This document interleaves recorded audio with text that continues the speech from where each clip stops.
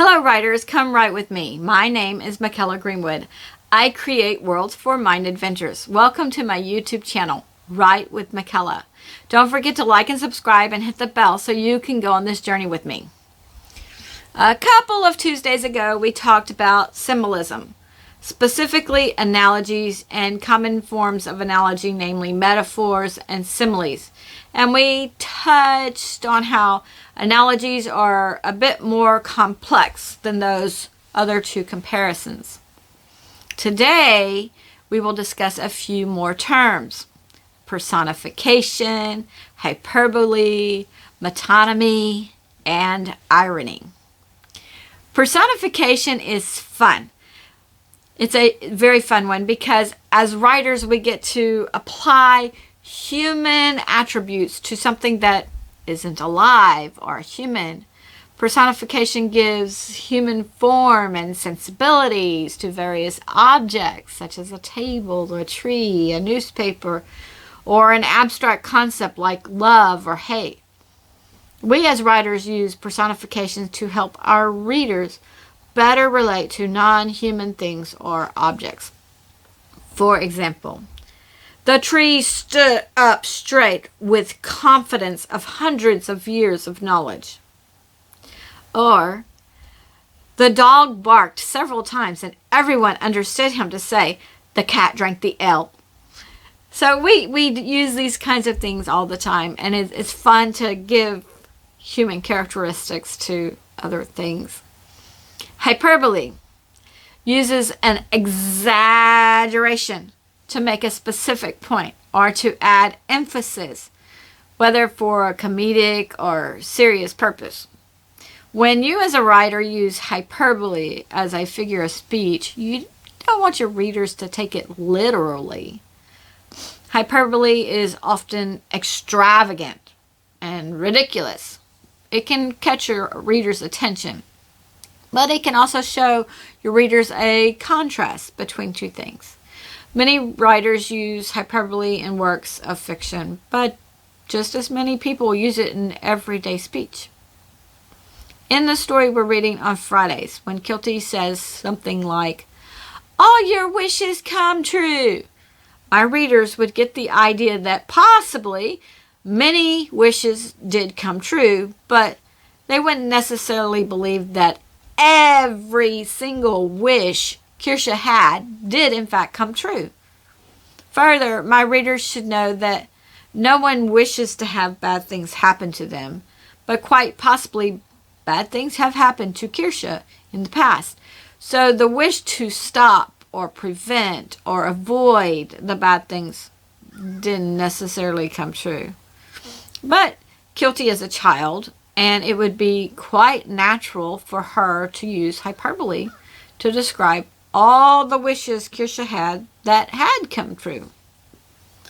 Metonymy simply substitutes a word with a close association to an entity for the name of the entity itself. In other words, you refer to a thing or a person by the name of something closely associated with it, like the crown. Instead of King Henry or Queen Elizabeth, the crown is associated with the royalty or station, as well as them, the people.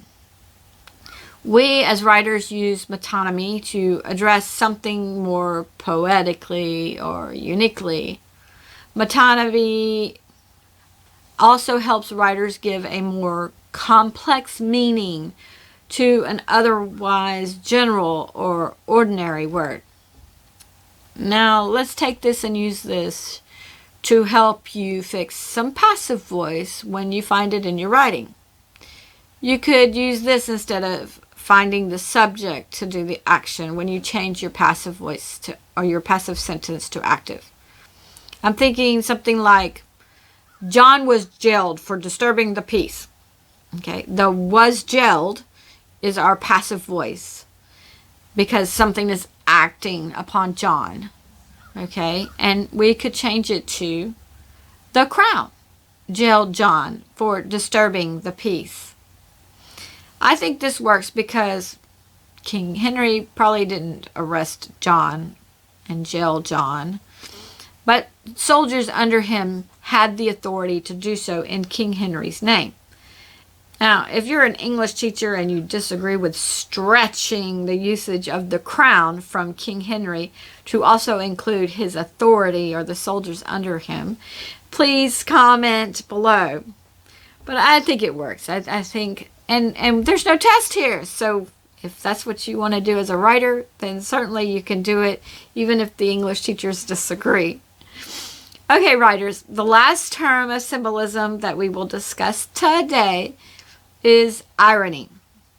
Irony refers to a figure of speech where the intended meaning opposes the literal meaning of the words expressed. There are various types of irony, including dramatic, situational, verbal irony. Irony helps engage our readers and adds another layer to our fictional tale. A typical example is, I saw a fish drowning. Or, marriage is the leading cause of death. Sorry, I said that wrong. Marriage is the leading cause of divorce. That's better. Okay, you can't get a divorce if you're not married, so it can't be the leading cause of divorce. But there's the irony. Now, irony in its broadest sense is the juxtaposition or the placing of things close together, so that on the surface, what appears to be the case and what is actually the case, or what one expects. It is an important rhetorical device and literary technique, where the surface meaning and the underlying meaning of what a character or story says are not the same. Irony is likely to be confused with sarcasm, but it differs from sarcasm. It is lighter, less harsh in its working, and it's indirect. Irony is a powerful tool that engages your readers and gets them hooked the same way crafty metaphors or alluring alliteration make your writing wonderful. Why am I bothering about this? I know that's always the question. Like when I'm learning something, it's like, why am I learning this? I want to know, because that helps me remember if I know the purpose. So, well, many works of literature include some form of symbolism to create an impact. This typically adds another meaning to something like an action, name, or object. Authors or writers like to use symbolisms for many reasons. One is a visual aid for readers. You know, we talked about the senses. Some of your people are visual people. So, visual aid. And this visual aid helps your readers to better understand complex ideas or concepts. 2, it helps your readers follow the story's central theme more easily. And we talked about theme before also. 3, it allows you as writers to write your ideas more creatively or artfully. 4, it allows readers to think about and interpret your written words independently. So, I don't know about you, but you read something and then maybe a couple of years later, you've gone through some life, and then you go back and you read it again. And those same words that you read before don't have the same meaning that they do now. And that is where some of those layers come in. People with different experiences can, see the symbols in a different way or a different light. So that allows them to interpret your words independently. 5, it adds emotional weight to the work of literature. 6, it helps address a potential controversial theme discreetly, rather than approaching it openly. And 7, the most important one, it adds to the writer's fun. That's what I like, is the fun part. There are at least 2 more types of symbolism, allegory and archetype, but we'll save those for another Tuesday. I don't want to do too much jargon in one video. You get overwhelmed, like, stop. So I just do a little bit at a time. Leave a comment below on which type of symbolism you might try to use next. And if you have an example without having to type a whole scene, then leave that in the comments below.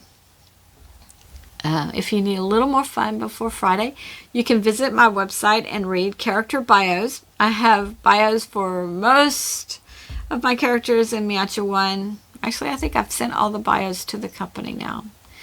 Mykela 1, White Witch Pending, a few from Operatives, my science fiction story, and a few from City of the Ancients, the story we're reading on Fridays.